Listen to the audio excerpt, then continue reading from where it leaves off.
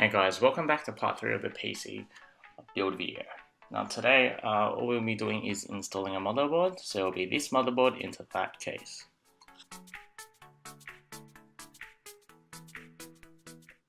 You can see on the motherboard there's a few holes on it, which is very obvious. These are the ones where you actually have to place in position onto your case and to screw down. Don't handle the motherboard like how I am handling it right now. You can break it, but there was no better way of me holding it whilst filming.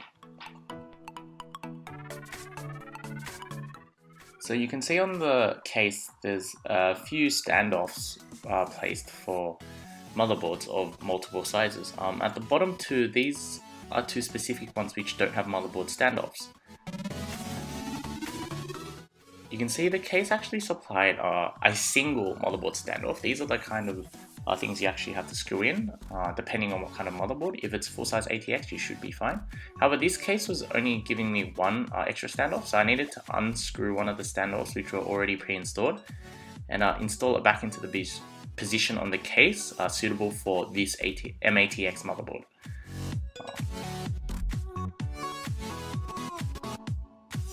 Lifting the case up, we could see that the rear IO shield isn't actually installed, so you need to install the back IO shield.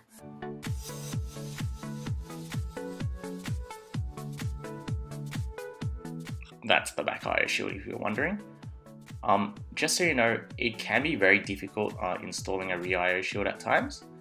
One thing to note is you have to make sure you get the orientation correct. So look at the back of your motherboard and the IOs, and then orient the IO shield the correct way, or else you're actually going to be struggling. Now you can see I was having some trouble installing this rear IO shield. Like I said, you actually have to apply a lot of force to install it at times. Make sure you get in a more comfortable position. I don't recommend laying your case flat and installing it, though that's purely optional and up to how you feel about it.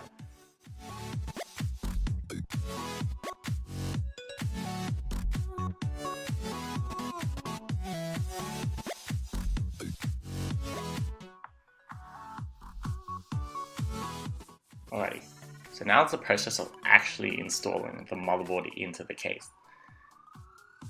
So I normally hold it by the CPU's heatsink, and you just line it up so all the holes fit the standoffs. Then you just screw them down with the screws supplied by the case. The screws supplied should be in the manual if you're unsure which ones, but often they have kind of a rounded head.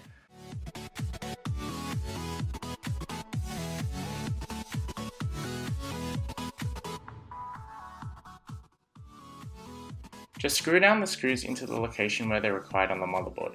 For this particular board, there were 6 locations. For other boards, it may vary, so just make sure you've lined them all up and you've got all the screws in.